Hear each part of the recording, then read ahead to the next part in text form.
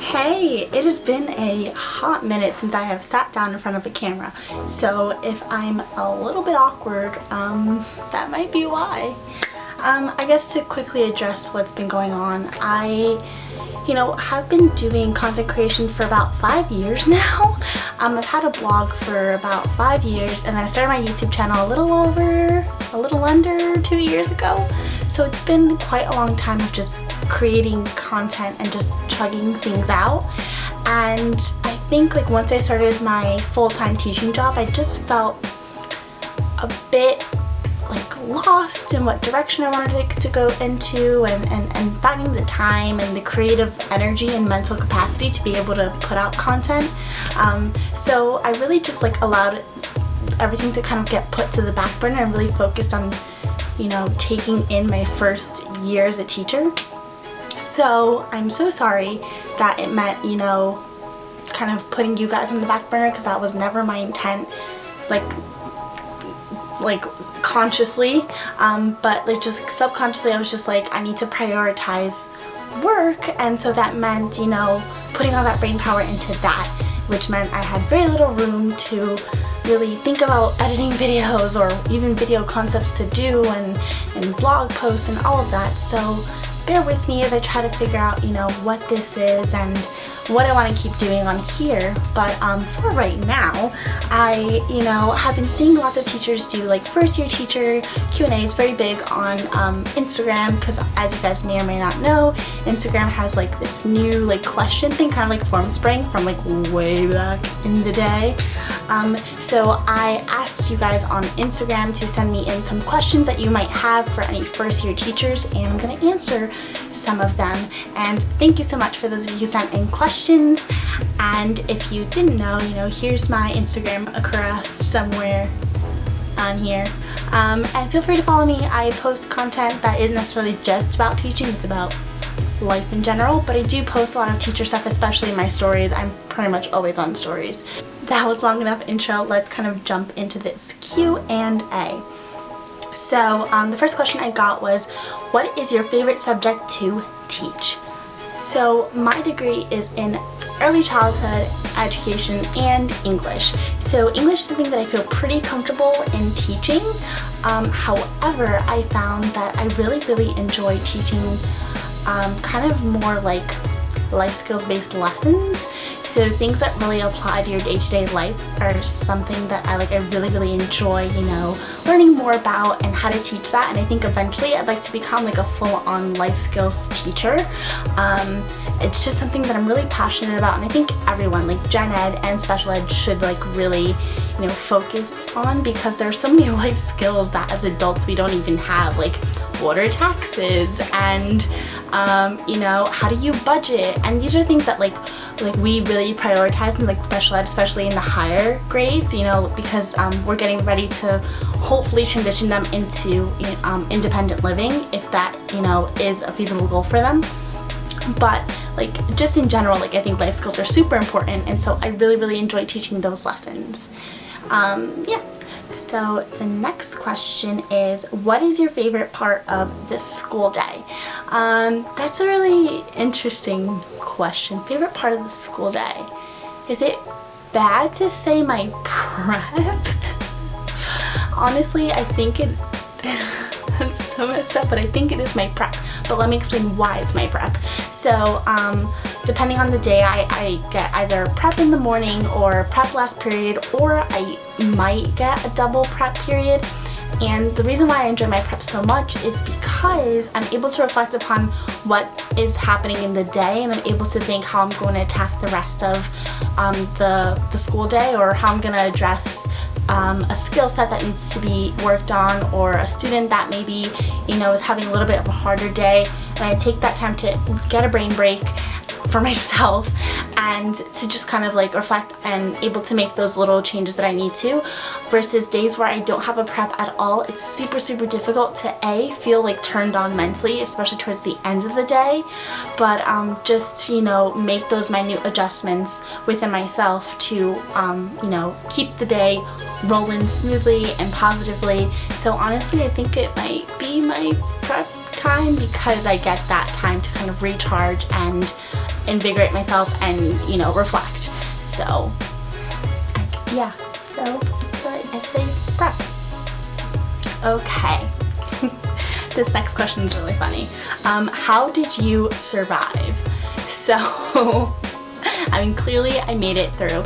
And for those of you who don't know, I started mid-year in a maternity leave position, and as of right now, that is where I'm going to be returning, is as a maternity leave replacement in a 7th and 8th grade multiple disabilities room.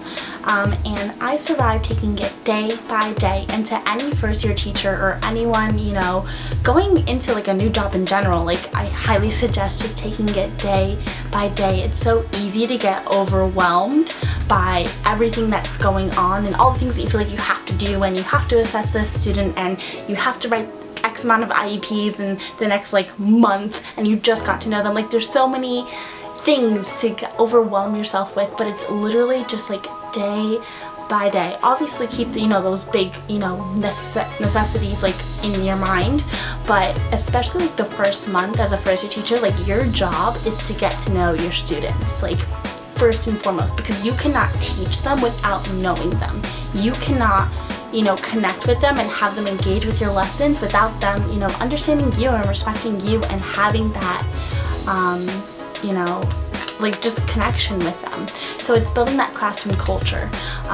You know, take it day by day, and just because you had a rough week or a rough day or even a rough month, you know, you never know when it's going to turn around. And that's kind of like the amazing thing, is you never know how your day's going to roll in the classroom. So, you know, definitely keep your head up. As long as your kids are, you know, all accounted for, not harmed in any way, you didn't lose any, you know, you're doing an amazing job, I guarantee you. And it is something that, like, when I first heard that, I was like, yeah, okay, whatever. But I guarantee you, if you're keeping your kids alive and accounted for, you're doing an amazing job, especially the like first 2 weeks to month of your first year teaching. Don't worry about mastering the curriculum and the content, because like I said, your focus is getting to know your students and, you know, really getting a feel of what it's like to have your own room, your own procedures, and you know, finding yourself. And that's totally okay. Don't be so hard on yourself. So the next question is, what was something you feel like you did really well last year? So last year, or, you know, this past school year, I feel like what I did really well was, well, it should not be this hard to think of that, but honestly, okay, I finally thought of something that I did really well. I think something that I did really well in the last year was kind of be myself.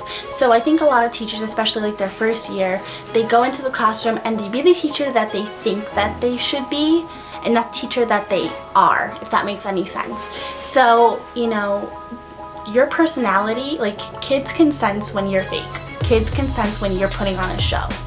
So if you go into the classroom and you're acting in a way that you normally wouldn't, if you're, you know, a super silly person, and then you go into the classroom and you're super strict and, you know, you have all these like different, I don't know, rules and regulations stuff, and that's not how you are, like, it's gonna come across, and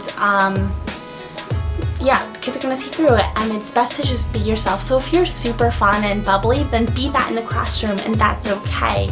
If you're not and you're a little bit more reserved, that's totally fine. You don't have to be that teacher. Like, play into your strengths and it will show and shine in the classroom, and kids will respond to that.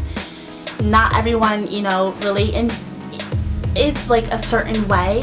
And I think that if you try to put yourself in a box of how you think you should be, that's like, it's just not being genuine and authentic to yourself or to your students, and it doesn't serve you in the classroom.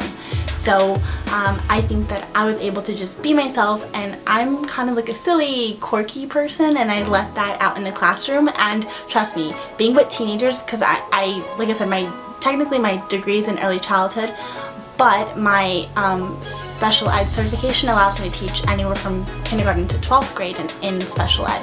So being with teenagers for the first time, I was like super nervous about letting like the weirdness of myself show, but my kids really responded to it, and yeah, so yeah, just be yourself. And that's what I think I did really well.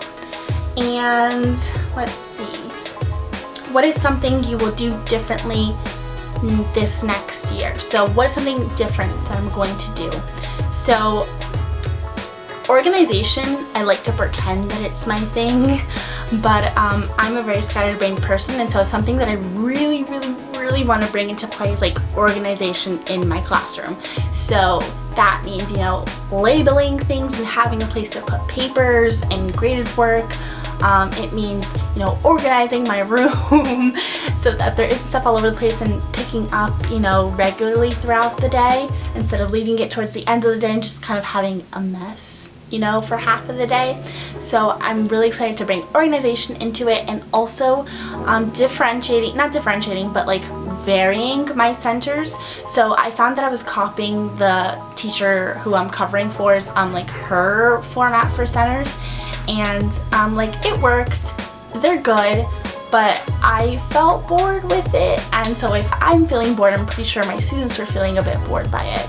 So something that I'm really excited to do is implement different centers. So instead of just doing vocab where you're taking the word, defining them, like I want to turn it into a game. So spin and write is one that I saw that I really enjoyed. And having different like task box and including a STEM center. I'm so pumped to have a STEM center. And I'm gonna keep it really simple, start with like Legos and stuff, but I think that my kids are gonna really resonate with that, and I'm excited for how it's gonna all turn out once I, you know, organize everything. Okay, so that is pretty much all the questions that I have, or that I found. I don't know, this whole Instagram thing is like really weird, but I hope you guys enjoyed. I do have another video that I plan on shooting later on this week, all about, you know, surviving on the first year teacher's salary, so stay tuned for that. I'm actually super pumped because if you follow Too Cool for Middle School, she did this video and there's a whole questionnaire format that I really enjoy, so I'm super excited to shoot that and give you guys a little insight of what it's like to survive on a first year teacher's salary and all of the things that, you know, encompass that. So thank you so much for watching. I know it's been a really long time, and I'm here and more videos are coming, so thank you so much for tuning in, and I will see you in my next one. Bye!